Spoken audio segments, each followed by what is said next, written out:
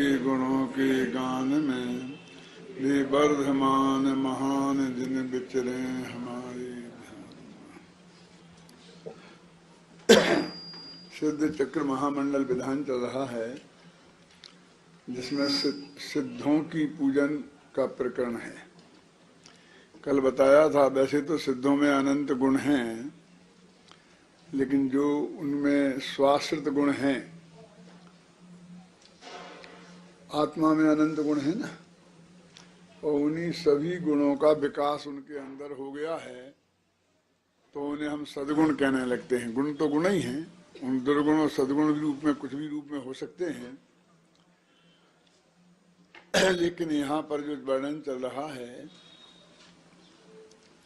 वो दूसरों की अपेक्षा जो उनमें गुण हैं उनकी बात चल रही है। और वो इसलिए कि जिन कर्मों पर हम मोहित हैं, जिन शुभ नाम कर्मों का हम बंधन करने के लिए तरस रहे हैं, और हो सकता है कि हमारे दिल में इस सिद्ध चक्र मंडल विधान करने में कि किसी कोने में जो कर्म बांधने की अभिलाषा हो, पुण्य कर्म बांधने की अभिलाषा हो, तो उनको या जो आप पूजन पढ़ रहे थे उस पूजन पे आप बारीकी से ध्यान देंगे तो उसकी सच्चाई का पता लगेगा। वैसे तो पुण्य प्रकृतियां बहुत होती हैं, और उन प्रत्येक पुण्य प्रकृति का तुमने नाश किया, इसलिए हम तुम्हें नमस्कार कर रहे हैं। तुमने बहुत बढ़िया पुण्य बांधा था और हमें भी बंधेगा, इसलिए नमस्कार नहीं कर रहे हैं, बल्कि उन सब प्रकार के पुण्य कर्म का तुमने नाश किया था, तब मोक्ष गए थे, इसलिए हम भी उसी भावना से आपकी पूजन कर रहे हैं। निकालो 102 पेज जो अभी अभी आप पढ़ रहे थे।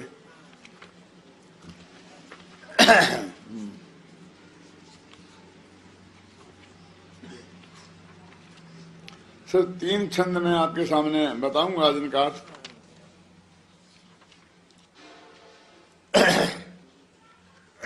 एक है 144, 145,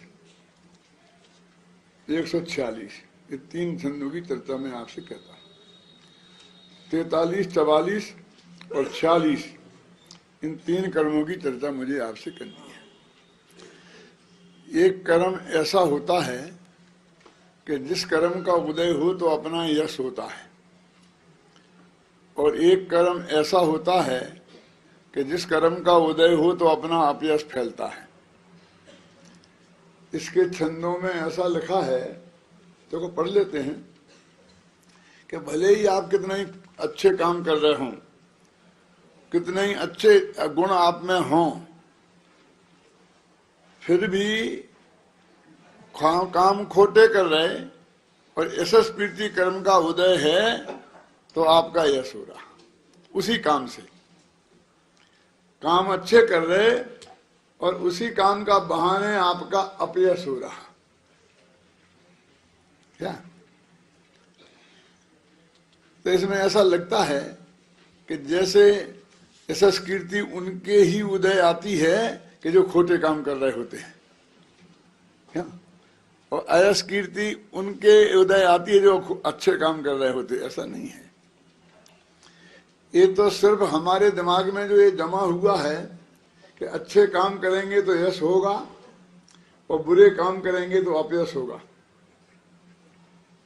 क्या? इस मान्यता को वो हटाना चाहते हैं। वो ये कहना चाहते हैं कि तुम्हारा वर्तमान के कामों से वर्तमान के यश और अपयश का कोई संबंध नहीं है। हो सकता है तुम अच्छे काम करो और तुम्हारा यश हो, बुरे काम करो और अपयश हो, और उल्टा भी हो सकता है। यानी ऐसा नहीं कि बुरे काम करोगे तभी यश होगा। ख्याल में ना?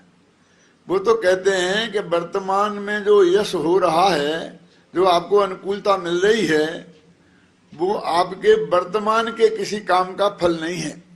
पहले जो आपने किया था कुछ अच्छा, उस वक्त जो कर्म बंधा था वे उसका फल है। और अभी जो भाव कर रहे हो इसका फल कर्म बंधेगा और जब उदय में आएगा तब मिलेगा। इन कर्मों की एक बड़ी विचित्र बात है कि जब ये बंधते हैं तब कोई दुख नहीं देते, दुख में निमित्त नहीं है, देते तो है ही नहीं। जब तक सत्ता में पड़े रहते हैं तब तक भी तुम्हारे दुख में वे निमित्त नहीं है।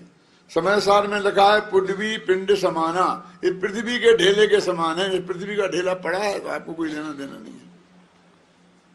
और जब उदय में आते हैं तब आपके सुख दुख में ये निमित्त बनते हैं। और उदय वो एक समय का होता है, अगले समय तो दूसरे कर्म का उदय आ करते, अगले समय तीसरा। तो देखिए कितना कम काल है कि जब ये अपना कमाल दिखाएंगे, वो भी निमित्त रूप से, उपादान रूप से नहीं। इसलिए इनसे घबराने की बिल्कुल जरूरत नहीं है।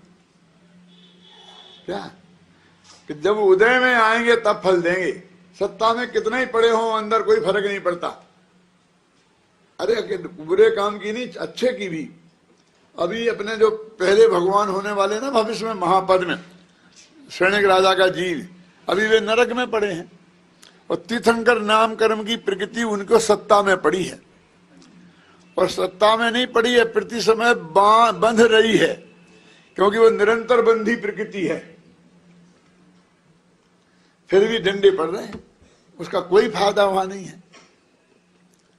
क्या भयंकर जो गर्मी है उसका दुख उन्हें भोगना ही पड़ रहा है। तो इतना बढ़िया कर्म अंदर पड़ा है और बांध भी रहे हैं, तो क्या फायदा है ऐसे बुरे का। ख्याल समझे ना, देवगति में है अभी और खोटे कर्म बांध रहे हैं। और मान लीजिए तिरंचायु बन गई है, एक इंद्री पर्याय में पैदा होना, देव एक इंद्री हुआ है ना, बांध भी सत्ता में भी पड़ी, लेकिन अभी सब अनुकूलता है।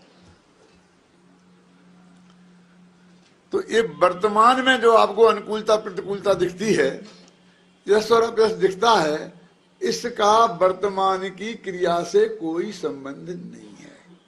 और इस तत्व को जानना इसलिए जरूरी है कि हम लोगों के, बहुत लोगों की ये शिकायत है, प्रश्न है। अमेरिका में तो बहुत ज्यादा मेरे से पूछा जाता है कि साहब हम देख रहे हैं कि जो दिन रात पूजा पाठ करते हैं, अच्छे काम करते हैं, इस काम में लग रहे हैं, और उनको तो इतनी प्रतिकूलता है, कोई पूछता नहीं है, इज्जत भी नहीं देता है। क्यों? और ये पांचों पापों में लग्न हैं, इन्होंने बड़े बड़े खोटे धंधे चला रखे हैं, वही आकर के कुर्सियों पे ये जम जाते हैं, और सारे तुम जैसे पंडित वो इनके गीत गाते हैं। क्या ये शिकायत है?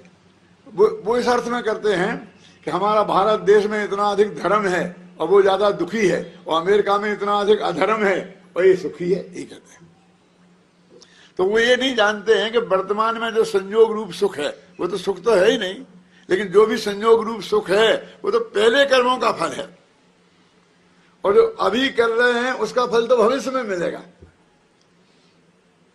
तो हमारे चित्त में अच्छे काम करते समय और हमें कोई अनुकूलता नहीं मिल रही है, तो आपको इस बात से दुखी होने की जरूरत नहीं है कि ऐसा क्यों है। वस्तु के स्वरूप में, वस्तु के स्वरूप के अनुरूप ही वो बात है।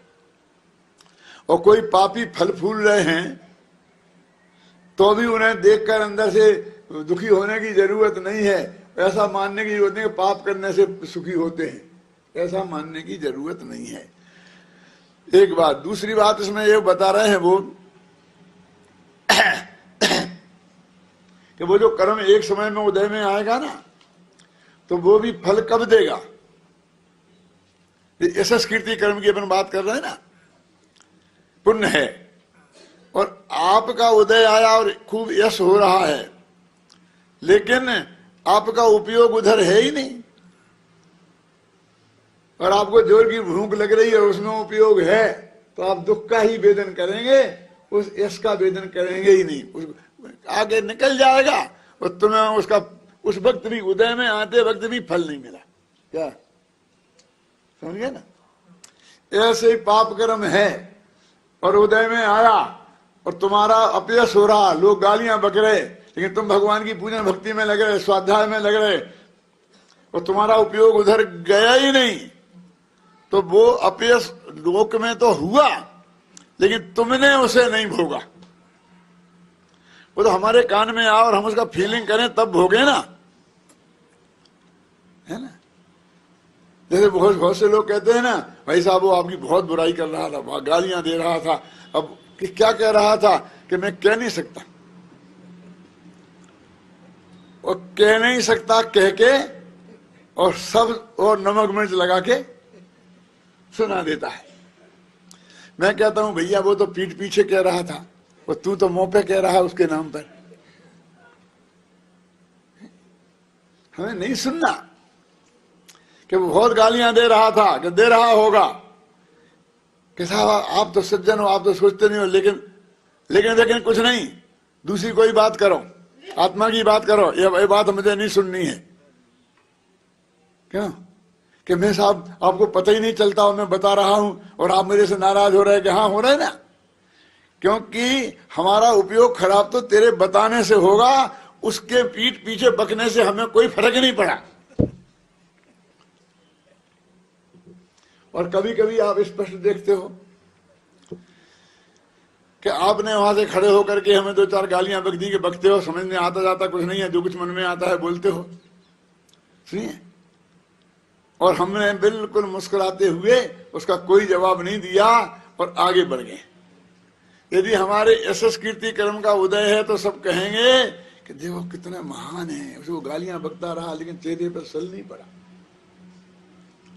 और यश कीर्ति कर्म का उदय है, डरपोक, डरते हैं सीढ़ियों से, हम तो ईंट का जवाब पत्थर से देना जानते, हमसे कोई कह के देखे, हम खटिया खड़ी नहीं करते तो मेरा नाम नहीं, बोला बात तो व्यवहार तो हमारा वो ही है, समझे ना। लेकिन यश भी हो रहा और अपयश भी हो रहा। हमारे अपयश कीर्ति कर्म का उदय होगा तो हम डरपोक कह करके निंदा होगी, यश कीर्ति कर्म का उदय होगा तो कितना मंद कसाय वाले हैं, कितना शांत प्रकृति के हैं, होगा ना। और ऐसे ही हम वो 2 सुनाए और हम 10 सुना दें स्पीकर पे, तो भी यदि हमारा ऐसा कीर्ति कर्म का उदय होगा कि साहब वो पंडित किसी से डरता नहीं है, निर्भीक एक गुण है, निर्भीकता भी एक गुण है, क्यों। और ये भी कहेंगे देखो तो दूसरों से कहते कसाय मत करो, कसाय मत करो, और खुद कितनी कसाय करते हैं। यानी ये जो यश अपयश का संबंध है वो हमारे पुण्य कर्म के उदय और पाप कर्म के उदय के अनुसार है। तुमने वर्तमान में क्या किया और हमने वर्तमान में क्या किया उससे कोई लेना देना नहीं है। एक बात तो ये बताना है। दूसरी बात ये बताना है कि इन भगवान को यशस कीर्ति कर्म का उदय था, ध्यान से सुनना, तब तो हम अभी उनकी पूजा कर रहे हैं ना, क्यों। हमारी तो कोई नहीं करता, उनकी कर रहे, या वो कुछ बता भी नहीं रहे, हम बता रहे समझा रहे तो भी नहीं, क्यों कर रहे। नहीं पूछूंगा सुनील शास्त्री, तुम तो धंधे वाले हो गए, तुम क्या पता बताओगे, क्या क्यों हो रहा है ऐसा, क्यों। उनका आज ही हम पूजा पाठ कर रहे, महावीर की जय के नारे लगा रहे, क्यों हो रहा है ऐसा। कोई मत बोलना नहीं, इज्जत दाव पे लग जाएगी, क्यों। ऐसा कीर्ति कर्म का उदय है उनके, है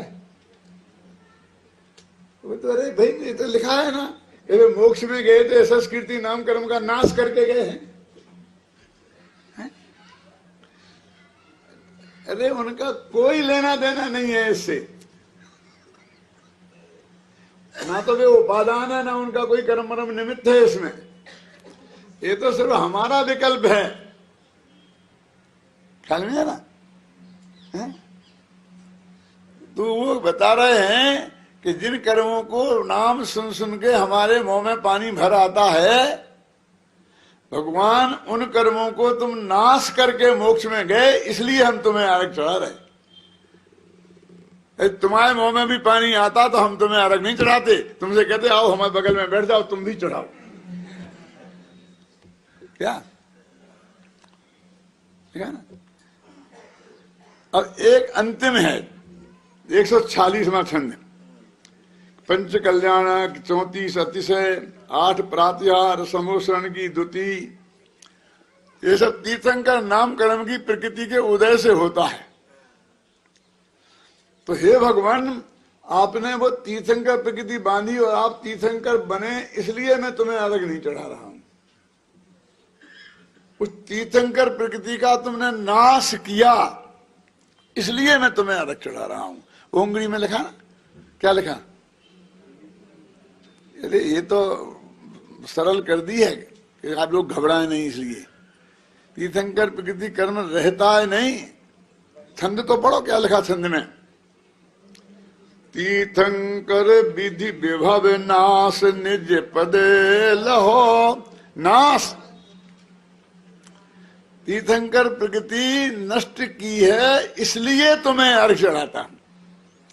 क्या माने? तीर्थंकर प्रकृति बांधने योग्य नहीं है, नाश करने योग्य है, पर सत्ता से उखाड़ फेंक देने लायक है। क्या मोहनलाल जी, इसमें लिखा कि नहीं लिखा? एक छंद आएगा इसमें, शायद 972वां होगा, अंदाज से उसके आसपास होगा, 78 हो सकता है, 72 हो सकता है, जिसमें लिखा है कि हे भगवान, अत्यंत निर्दयाय नमा अर्घम, कि भगवान तुम अत्यंत निर्दयी हो, इसलिए मैं तुम्हें अर्घ चढ़ाता हूं। तो लोगों को लगा बहुत गड़बड़ है। जो सबसे पहली प्रति थी ना, उसमें ये छपा था, तो फिर कुछ लोगों ने उसमें करेक्शन कर दिया और क्या लिख दिया कि ओम ग्रीम दया रहता है नमा अर्घम। अत्यंत निर्दय शब्दों में बुरा लगा और दया रहे तो अच्छा लगा, जबकि दोनों का एक ही अर्थ है। निर्दय माने क्या होता है? निर्गतो दया यस्य सह निर्गता, जिनमें से दया निकल गई है, पहले थी अब निकल गई है, क्यों? और दया रहित कहो और चाहे निर्दय कहो, लेकिन नहीं, हमको निर्दय शब्द तो बहुत ही, भगवान के लिए निर्दय कहना ये हमें बर्दाश्त नहीं है, क्योंकि हमें ये अवगुण लगता है। रतनलाल जी साहब ये कह रहे सिद्धों का सबसे बड़ा गुण है। तो सुधार के दया रहता है कर दिया, तो फिर कहा देखो क्या फर्क पड़ा, हमने जैसे लोगों ने पंडित ने फिर व्याख्यान शुरू किया। पहले तो अत्यंत निर्दया निकाल के बताते थे, तो उन्हें अगली प्रति में बदल के क्या कर दिया? दया रहता है कर दिया। तो हमने उसका कहा क्या फर्क पड़ा, चाहे यहां से कान पकड़ो चाहे यहां से पकड़ो, बात तो वही है, क्यों? तो फिर बदला उनने और लिख दिया निर्मोहाय नमार्घम। अब किसी की समझ में नहीं आएगा, समझ गए ना? मोह मोह, अरे मोह दया भी मोह ही है। अब उनने क्यों कर दिया ऐसा कि उस छंद में ऐसा लिखा है कि हे भगवान, दया जो है तो दया ही का प्रकरण, वो मोह कर्म के उदय से होती है। कोई निकाल के बताओ, निकालो, मिल गया क्या? लाओ, कौन सा? 78, हाँ, 979 979। अब मुझे करीब करीब याद रहा, समझ गया ना, मतलब बसा नहीं याद रहा। पर दुख में दुख हो जहां, मोह प्रकृति के द्वार, दया कहें तिसको सुमति, सो तुम्हें मोह। वहां था दया निवार था, फिर मोह निवार कर दिया और फिर कर दिया नीचे अत्यंत निर्मोहाय नमार्घम, अत्यंत निर्दया का। घबराना नहीं क्या? लेकिन अपन छंद में तो पढ़े ना क्या लिखा कि दया किसे के? अपन दया बहुत अच्छी चीज है ना, दया तो होनी चाहिए ना, बहुत अच्छी चीज है, हमें भी दया हो ना, बहुत अच्छी बात है ना। लेकिन इसमें क्या लिखा? पर दुख में दुख हो जहां, दूसरे के दुख को देखकर जो अपने चित्त में दुख होता है उसका नाम दया है। दया काय का नाम है? दुख का नाम है। कैसे दुख का नाम? जो मुफ्त में होता है, हमें कोई है ही नहीं, लेकिन दूसरे का दुख देख के जो दुख होता है उस दुख का नाम दया है। और ये बात अजैनियों की समझ में भी आ जाती है। ये रामचंद्र शुक्ल नाम के आचार्य, रामचंद्र शुक्ल नाम के विद्वान हुए हैं, उनने करुणा नाम का लेख लिखा है, और उसमें जाके देखो तो उन्होंने जो करुणा की परिभाषा दी है वो यही दी है कि दूसरों के दुखों को देखकर अपना जो दुख हृदय में होता है उसका नाम है दया, करुणा। अब हम उसको इलाज करते हैं उसके दुख का। क्यों? कि उसके दुख का तुम इलाज नहीं कर सकते, उसके पाप का उदय है तो तुम क्या करोगे? हम तो अपने उस दुख का इलाज करते हैं, उसका सहयोग करने करके क्या करते हैं? हमारे अंदर जो दुख हुआ उसका इलाज करते हैं, फिर हम अपने काम में लग जाते हैं, हमारा दुख कम हो जाता है। वो तो दुखी रहता ही है। क्यों? एक टाइम तुमने रोटी खिला दी, सुखी हो गया, शाम का क्या होगा? फिर शाम का शाम को दुख होगा। अरे शाम का अभी से दुख शुरू हो जाता है, शाम को क्या मैं खाऊंगा। समझ गए ना आप? तो वो कहते हे भगवान, तुमने उस दया का नाश कर दिया और इसलिए तुम अत्यंत निर्दय हो, ये लिखा है इसमें। अब देखिए, क्यों भैया जी उन सब प्रकार के दुखों का अभाव कर दिया अखिल के? नहीं, उनने किया कि नहीं किया? तो इस दुख का अभाव करेंगे कि नहीं करेंगे? अब मान लो कि वो इनको नहीं होता ही, तो सबके भगवान तो बहुत दयावान हैं और अपने भगवान निर्दयी, अपन को समझ में नहीं आता है। लेकिन कल्पना करो कि वे मोक्ष में हैं और उनके दया रहती तो क्या होता? वे अनंत ज्ञान के धनी हैं, तो सारे नरक के दुख उन्हें दिखाई दे रहे कि नहीं दे रहे? अपनी सीधे बिल्कुल डायरेक्ट आत्मा से। और उनमें कई भवों के माँ बाप भी पड़े होंगे, डंडे खा रहे होंगे, कई भवों की माँ बहन होगी और वो कई महिला होगी और कोई उसकी इज्जत लूट रहा होगा। वो सब उनके ज्ञान का गेय बन रहा है। इतने दुखी जीवों को देखकर उनको दया आती और वे कर तो कुछ सकते नहीं है। ये तो सिद्धेश्वरा से बैठ के यहाँ आ ही नहीं सकते। क्यों? और आ भी जाए तो यदि वो कुछ कर दें तो इसका मतलब है हर आदमी अपने पाप कर्म का फल नहीं भोगे, तो उन्होंने लोक की व्यवस्था में हस्तक्षेप किया। कौन बर्दाश्त करेगा? ईश्वरवादियों पे यही तो आरोप है कि तुम्हारा भगवान दयालु है तो इतने जीव दुखी क्यों है? कैसा दयालु है वो? क्योंकि पता नहीं है कि साहब अपने अपने कर्मों का फल भोगते हैं, तो फिर तुम काय का दयालु? हमारे कर्म का अच्छा आ जाएगा तो फिर हमारे कर्म से हुए, तेरे से क्या हुए हम? हाँ, परेण दत्तम यदि लभ्यते स्फुटम स्वयं कृतम कर्म निरर्थकम तदा। यदि सुख दुख और जीवन मरण कोई किसी को दे सकता है तो हमारे किए हुए कर्म बेकार हो गए। ये तो न्याय है ना। हमने अच्छा काम किया हो तो हमें फल मिलना चाहिए अच्छा, और बुरा किया हो तो बुरा मिलना चाहिए, और बुरा फल मिल रहा है उसे। क्यों? भगवान तो मोक्ष में से नहीं आ सकते ना। एक बात आपने सुनी होगी, पद्म पुराण पढ़ा कि नहीं, कि सीता का जीव मर के गया 16वें स्वर्ग, और लक्ष्मण और रावण के जीव कहाँ गए वो आपको पता है। तो बहुत दया आई सीता को। किसके? लक्ष्मण पे आई, वो तो बहुत ठीक ही है। रावण पे भी आई और उन्होंने कहा कि मैं वहां से नरक में से निकाल के लाऊंगी। वो गई वहां, सुरग का जीव नरक में गया। बहुत ट्राई करी निकालने की, लेकिन नहीं निकली, तो वो समझती नहीं थी। लेकिन भैया जब मोह का ऐसा उदय होता है कि सब उस वक्त सब भूल जाता है। क्यों? अब वो तो 16वें स्वर्ग की थी से नहीं निकाल पाई। यदि मोक्ष में से रामचंद्र जी आ जाते तो वे तो निकाल ही लाते क्या ना। क्यों नहीं निकाल पाते? और पता सब है। तो यदि वे निर्दय हुए बिना मोक्ष चले जाते तो अनंत दुखी होते, अनंत सुखी नहीं होते।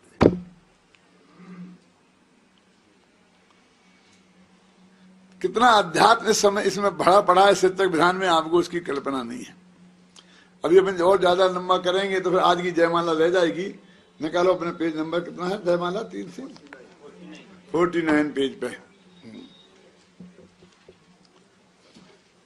पंच परम पद ईश है, पंचम गति जगदीश,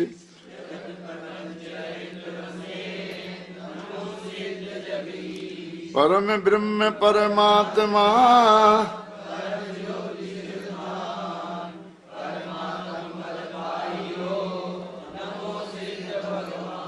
कहते पंच परम पद ईश हैं। ये पंच परमेश्वरी के जो पद हैं ना, ये तो ईश हैं।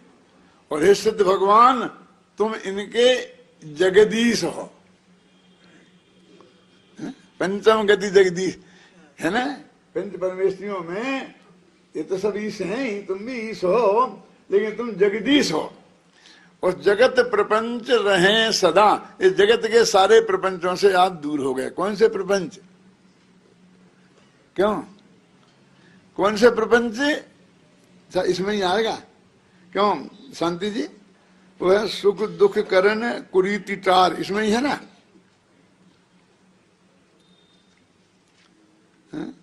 एक एक एक एक जयमाला में ऐसे पंक्ति आए कि हे भगवान, आपने क्या काम किया? कुछ जगत में दूसरों को सुखी करना, दुखी करना, इस कुरीति का तुमने नाश कर दिया। सक दुख दुख करण कुरीति टार, ऐसा ऐसा जयमाला में है एक में, है ना। अभी आएगा, इसमें नहीं होगा तो अगली में आएगा। तो कहते तुमने ये काम किया इसलिए तुम जगत के ईश्वर। और ऐसे जगत के ये प्रपंच है। कौन? ये कौन सा प्रपंच है? ये दुनियादारी ये राजनीतिक लोग कर रहे हैं प्रपंच, वो प्रपंच नहीं। ये जो शिवतक विधान अपन कर रहे हैं ना, ये क्या है? प्रपंच है। नहीं होता तो सिद्ध भगवान करते ना। प्रपंच समझते किसे बोलते हैं? सही अर्थ क्या है कुमार जी प्रपंच का? आपने राजन तो जानते ही होंगे। प्रपंच माने होता है विस्तार, बस किसी चीज की डिटेल में जाना, उसका नाम है प्रपंच। अलमिति प्रपंचे ने आता ना आत्मख्याति में बार बार कि अधिक विस्तार से क्या फायदा। अधिक क्या था? प्रपंच कर रहे थे वो, किसी चीज की विस्तार में जाना। तो सिद्ध गुणों के एक एक के विस्तार में अपन जा रहे, 8 कर्म की गिना रहे, उनकी प्रकृतियां गिना रहे, तो ये प्रपंच हो गया ना। क्यों समझे?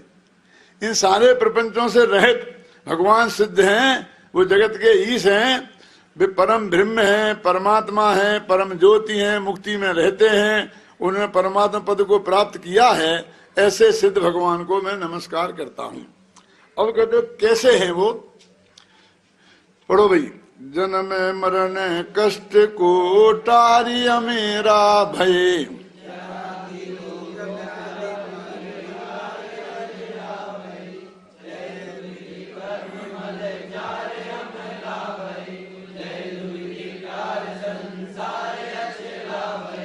भगवान कैसे हैं? तो उनके 4 विशेषण दिए, अमरा, अजरा, अमला और अचला। वे अमर हैं, अजर हैं, अमल हैं और अचल हैं। ये 4 विशेषण है ना। तो कहते हैं जन्म मरण के कष्टों को दूर कर दिया है, इसलिए वे अमर हैं। अकेले मृत्यु के नाश करने का नाम अमर नहीं है। जन्म मरण दोनों के अभाव करने का नाम अमर है। और जरादि रोग व्याधि इनको दूर किया है, इसलिए वे अजर हैं। जरा माने होता है बुढ़ापा, और अजरा माने बुढ़ापे से रहित। तो बुढ़ापे में रोग सभी शामिल कर लेना, क्योंकि बुढ़ापा भी एक रोग है। कहाँ लिखा है? कहाँ लिखा है बुढ़ापा एक रोग है? दोष लिखा है, रोग कहाँ लिखा? 18 में तो रोग नाम का एक दोष है। क्यों? अरे भाई तुम रोज ही नहीं बोलते हो ना, जन्म जरा मृत्यु विनाश ना है। तो जन्म जरा मृत्यु तीनों को रोग ही मान के चलते हैं लोग। जन्म जरा मृत्यु रोग विनाश ना है ना, रोग बोलते हैं, तीनों को रोग कहते हैं।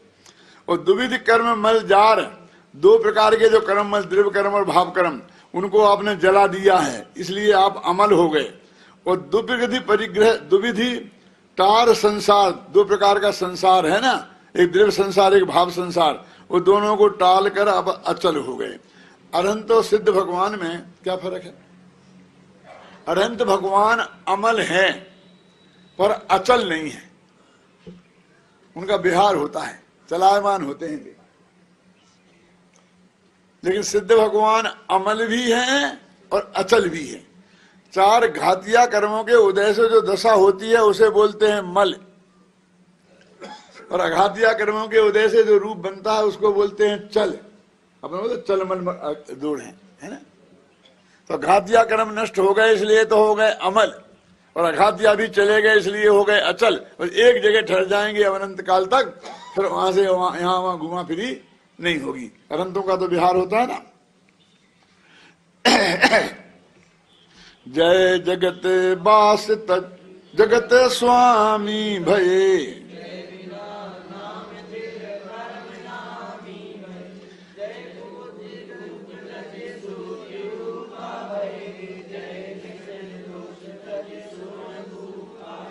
ये विरोधाभास अलंकार है। इसमें विरोधाभास अलंकार का मतलब ये है कि जो जहां का स्वामी होगा वो वहां रहेगा ना।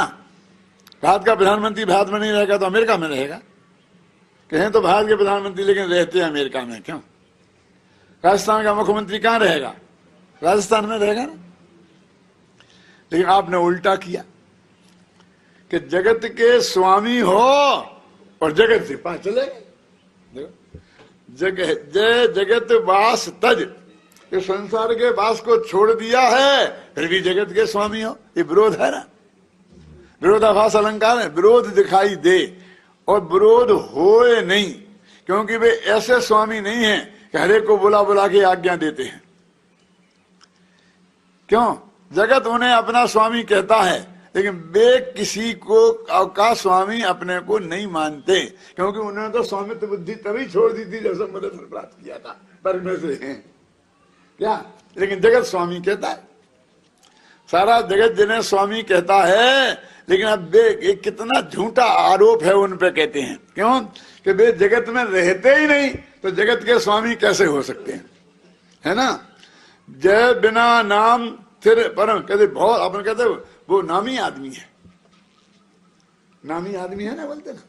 देखो अरहंत में महावीर थे ना, तो उनका अरहंत का दशा में नाम महावीर था ना, भगवान महावीर, तीर्थंकर भगवान महावीर आदिनाथ। अब सिद्ध में क्या नाम है उनका? अब पुराने नाम से अपन काम चलाते हैं, सिद्ध दशा में तो कोई नाम नहीं है। लेकिन नाम के बिना नामी हो, सबसे नामी माने सबसे ब्रह्मांड। अपन बोलते नामी आदमी है, वो नामी आदमी है माने सबसे बड़ा महान। तो कहते जगत का नाम बिना नाम के नामी हो तुम, है ना। और जय कुबुद्धि रूप तज सुबुद्धि रूप आ भये, कुबुद्धि को छोड़कर सुबुद्धि रूप हो गए। अभी क्या है, बुद्धि तो बोलते हैं मति ज्ञान को, और मति ज्ञान का नाश है। वो अपन ने वो पूजन लिखी ना, महावीर पूजन में है ना, क्या लिखा? मति ज्ञान रहित सन मति दिनेश। क्या अर्थ है कि सन्मति और कुमति तो मति ज्ञान के भेद हैं, और आप तो मति ज्ञान हो ही नहीं और केवल ज्ञानी हो गए। इस मूर्ख जगत तुमको सन्मति कहता है। भगवान महावीर का एक नाम सन्मति है क्या? नहीं। तो सन्मति और दुर्मति तो मति ज्ञान वाले होंगे ना। क्या क्या क्या, क्या छंद बोलना मैं अभी जो बोला था? न रहित सन्मति जिनिस, आगे बोलो। देश जीत, आगे आगे भी ऐसे कई प्रयोग हैं, आगे ऐसे कई प्रयोग उसमें हैं कि विरोधाभास है कि लोग कहते हैं सन्मति, और तुम सन्मति तो हो ही, दुर्मति है क्या? अरे ना तुम सन्मति हो ना दुर्मति हो, तुम तो केवल ज्ञानी हो। ख्याल में ना। कर्म रिपु नाश करे पर में जय पाइए,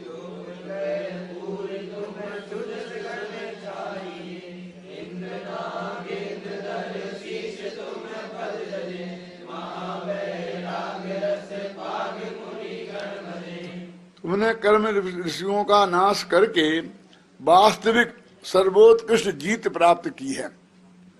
क्योंकि जगत में जो और जीत होती है उसे हार में बदलते देर नहीं लगती है। ख्याल में है ना, एक चुनाव जीत गए, अगले चुनाव में फिर हार गए। लेकिन ये आप ऐसी जीत पाई कि अंत काल तक फिर तुम उसको हारने वाले हो ही नहीं। 3 लोक में तुम्हारे यश रूपी घन माने बादल छा गए हैं। लोक त्रय पूरी तुम्हें सुजस घन छाइए, यश रूपी बादल छाए हुए हैं। इंद्र नागेंद्र धरे, इंद्र और नागेंद्र तुम्हारे चरणों में शीश झुकाते हैं। और महावैराग्य रस पाग मुनि बड़ भजें, कहते वे तो रागी देसी हैं इंद्र नागेंद्र, वे तो करेंगे ही ना, वैरागी लोग। कहते महावैराग्य रस में पगे मुनिराज भी तुम्हारे चरणों में नमते हैं। तो रागी भी नमते हैं और वैरागी भी नमते हैं। अब जरा ये मामला गड़बड़ आया है, देखो पढ़ो पढ़ो देखने।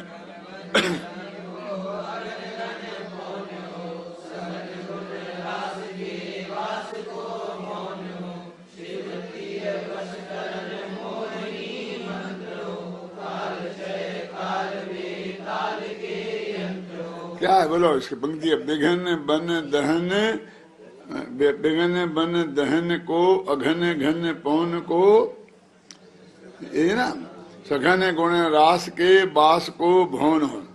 कहते बिघन बन दहन, विघ्न रूपी जंगल को तुम जलाने वाले हो। ये जो को है ना, ये गलत छपा है, क्या होना चाहिए दो। अब क्या करें, समझ में नहीं आती, मानते नहीं है। क्या है, क्या है, दो क्यों होना चाहिए, दो समझ में नहीं आता, सुधार देते। विघन रूपी जंगल को जलाने को लिए दावाग्नि हो। वो जंगल में आग लग जाती है ना, कल परसों बताई थी, उसे दावाग्नि बोलते हैं। समुद्र के भीतर आग बड़वाग्नि बोलते हैं। ये दो है, दावाग्नि का दो था। अरे मुझे 50 साल पुराना याद है, और मैं बदल देते हैं, हम क्या करें, उनको समझ में नहीं आता कि दो दो क्या होगा, दो क्या होता है, दो क्या होता है। बिघने बने दहन दो, दो दामे आ मिला के दो ऐसा लिखा, बहने बने दो माने दावाग्नि। ऐसा कर तुमको घबराहट होते थे। बिघने बने दहन दबे, फिर होता चलते हैं दब दब क्या दबा, खत्म हो जाएगा काम, फिर तो समझ में आएगा ना। सुधारा तो ऐसा सुधारना था। विघ्न बने दहन दबे, अघन घन पौन हो। विघ्न रूपी जंगल को जलाने के लिए, क्योंकि इतना बड़ा जंगल जलाना है तो साधारण आग से काम थोड़ी चलेगा। तो दावाग्नि होगी तो साफ कर देगी। और अघन घन पौन हो, ये अघन घन क्या होता है। अघ माने पाप होता है तो आप जानते हैं ना, और उसको बहुवचन बनाओ तो अघन माने पाप, बहुत से पाप, और वही हुआ जंगल, ख्याल में है ना। तो अघन घन, तो कहते हैं पाप के घने जंगल को, नहीं, घन घन माने मेघ, पाप के मेघों को उड़ाने में तुम पौन हो, माने हवा हो। हवा बादलों को उड़ा ले जाती है ना, हवा चल गई तो के बादल अब हमारे यहां नहीं बरसेंगे। तो क्या अघन घन पौन हो, आ गया, कहां गया अभी, अघन घन पौन हो। पाप रूपी मेघों को उड़ाने के लिए तुम तूफान हो, साधारण हवा नहीं जो बादलों को उड़ा ले जाए, ऐसी हवा। और अघ माने पाप क्यों होता है,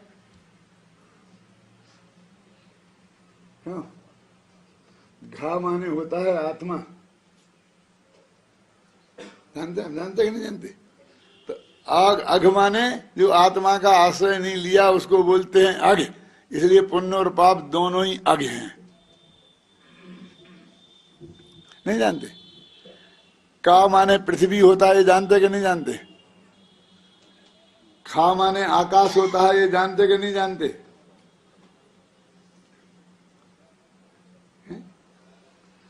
खग, खग बोलते पक्षियों को, खा माने आकाश आकाश में जो चले वो खग, तो खा माने आकाश हो गया ना है? और घा माने आत्मा। एक एक अक्षरों के शब्द हैं जिससे तुम्हें ज्यादा मेहनत नहीं करना पड़े और शब्द के प्रयोगों में लगाना पड़ेगा, है ना। तो अग माने आत्मा आराधना से रहे, जो भी काम है ये सब अग है। खपुष्प बोलते हैं ना, माने आकाश के फूल। खग बोलते हैं कि नहीं बोलते हैं? का माने पृथ्वी। कौमुदी, ये कौमुदी क्या है? पढ़ते हो ना कौमुदी, पढ़ाते भी हो तुम तो। क्या है कौमुदी? क्या होता है? को माने सारी पृथ्वी, तो उसमें प्रसन्नता फैला दे उसको बोलते हैं कौमुदी।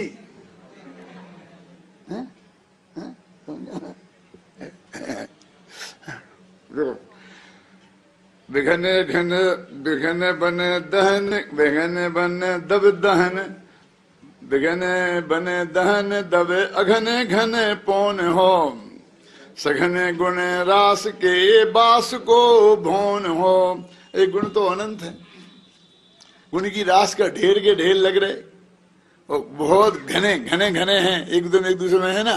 तो ये रहेंगे कहाँ कि उसके लिए तुम बहुत बढ़िया मकान हो, भवन हो, राज भवन हो तुम।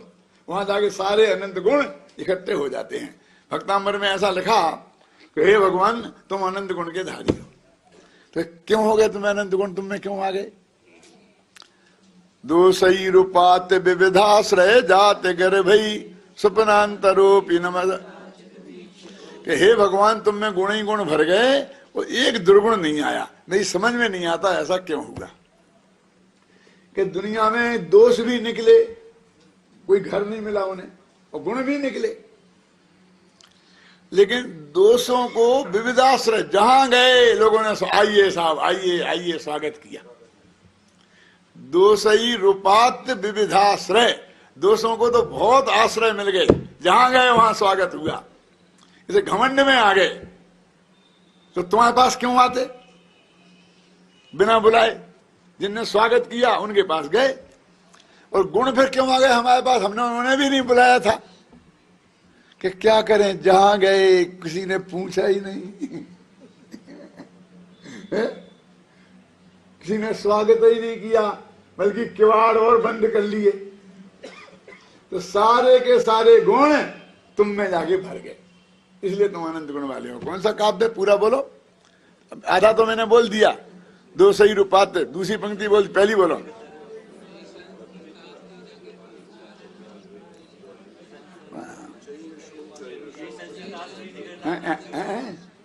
ये संसतात विविधा ये तो हो गई विद्यार्थी भाई। अब पहली बताओ गुण क्यों आ गए? गुण इसलिए आ गए कि कहीं उनको आश्रय नहीं मिला। तो ऐसे कहते हे भगवान तुम अनंत गुण की राशि जो है उनके लिए तुम बहुत सुंदर मकान हो। लिखा, पढ़ो क्या लिखा? सघन गुण रास के बास को भौन हो। भौन माने भवन, मकान। कल में है ना, शिवतीय बस करण मोहिनी मंत्र हो।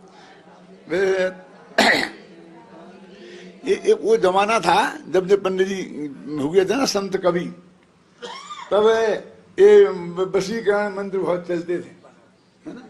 यहाँ भी एक किताब छपी थी वो, फिर वो समाज ने उसे अपना ही नहीं। क्यों? क्या नाम था? भूबल क्या था?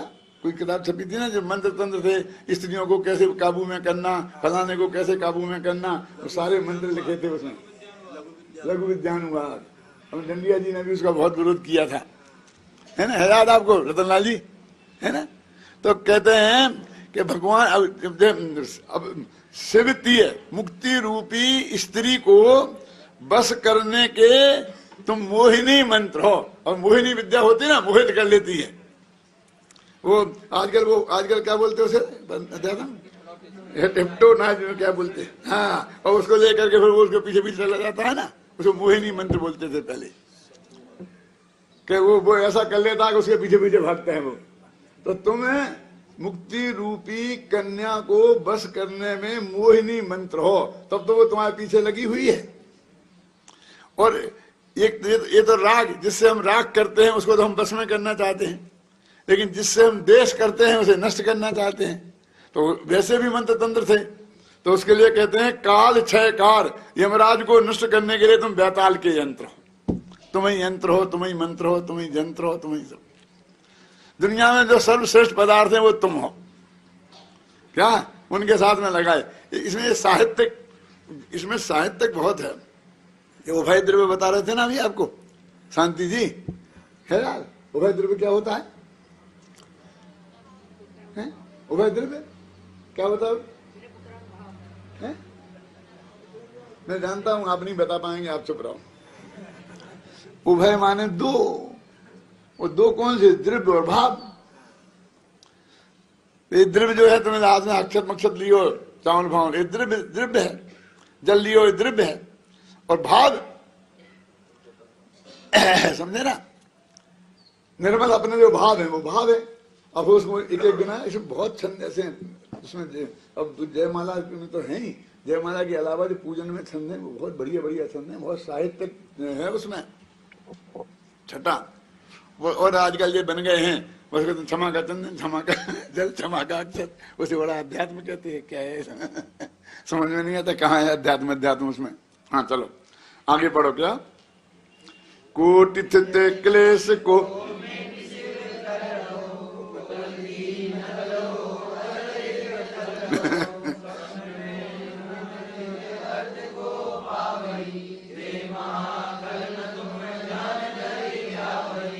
कोटि थित क्लेश, जो बहुत काल तक जो क्लेश रहने वाला था, अनंत काल का जो क्लेश था, उसको मेट कर तुम मुक्ति में गए हो। उपल की नकल, तुम क्या बताएं, पत्थर जैसे हो। उपल की नकल हो, उपल की नकल क्यों है? पत्थर जैसे क्यों हो? जैसे पत्थर एक जगह पड़ा रहता है क्या? जैसे तुम एक जगह बस अनंत काल तक पड़े हो, एक जगह गए तो वहीं के वहीं डटे हो, हिलते भी नहीं हो। उपल की नकल हो, अचल एक थल रहो। आगे समझ में कि नहीं? पत्थर जैसे क्यों हो? बस हिलते ही डुलते नहीं हो। अब जो भगवान महावीर खड़े तो खड़े, क्यों? हिलते ही डुलते नहीं है। स्वप्न में हूं, जो लोग स्वप्न में ही अपने आत्मा को नहीं प्राप्त कर सकते हैं, क्या ना,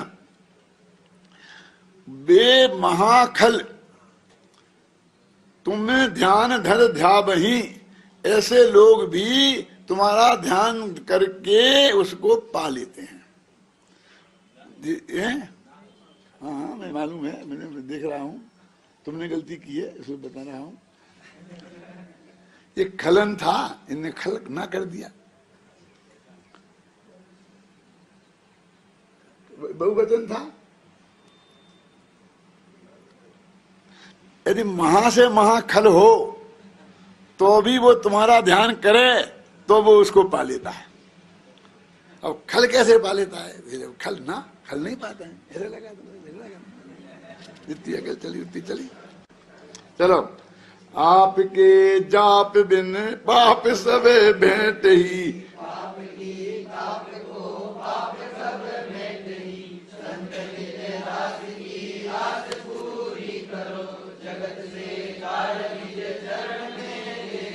आपके जाप बिन, यदि आपका जाप नहीं करें तो सारे पाप मेरे मन में आ जाते हैं। पाप सब भेंट ही, पापों से भेंट होती है। आपके जाप बिन पाप सब भेंट ही, और क्योंकि पाप के ताप को पाप कब मेट ही। जब हमें पाप के उदय से दुख हुआ, क्यों? पैसे की कमी हुई, कैसे हुई? पाप के उदय से हुई। बहुत तकलीफ पा रहे हैं, तो हम अब खूब पैसा न्याय से कमाएंगे, तो वो कौन सा होगा? परिग्रह नाम का पाप ही होगा ना। अन्याय से कमाएंगे तो हो गई, लेकिन न्याय से कमाएंगे तो भी पुण्य थोड़ी हो जाएगा। न्याय से कमाया हुआ जो पैसा है वो परिग्रह नहीं है क्या? क्यों? और परिग्रह पाप है कि पुण्य? तो कहते हैं पाप के लगा हुए दाग को पाप कब कैसे मिटेगा? पाप का ताप को पाप कब मिट ही? पाप के उदय से हम दुखी हैं और उस दुख को मिटने के लिए हम फिर पाप करने जाते हैं। सुनिए, ऐसा हर एक पाप पे लगाना। 5 इंद्रियों के विषयों की हमें प्राप्ति नहीं हो रही, इसलिए हम दुखी हैं। इसलिए हम 5 इंद्रियों के अंदर में तीव्र भोगने की लालसा रखकर और उसकी प्राप्ति के लिए बाह्य सामग्री जोड़ते हैं, तो वो पाप ही हुआ ना। तो पाप से जो ताप हुआ वो पाप से कैसे मिटेगा, है ना। संत कवि कहते हैं कि हे भगवान, आप अपने दास, मैं तुम्हारा दास हूं। अब ये भक्ति का आता है ना, तो ये बात आ जाती है। और जगत, इसलिए मुझे जगत से निकाल कर अपने आचरण में, अपने चरणों में ले लो। हे भगवान, आप मुझे सिद्ध सलाह के अलावा और कुछ नहीं चाहिए, मैंने मुक्ति की कामना के अलावा कुछ नहीं चाहिए। जय अमल अनुपम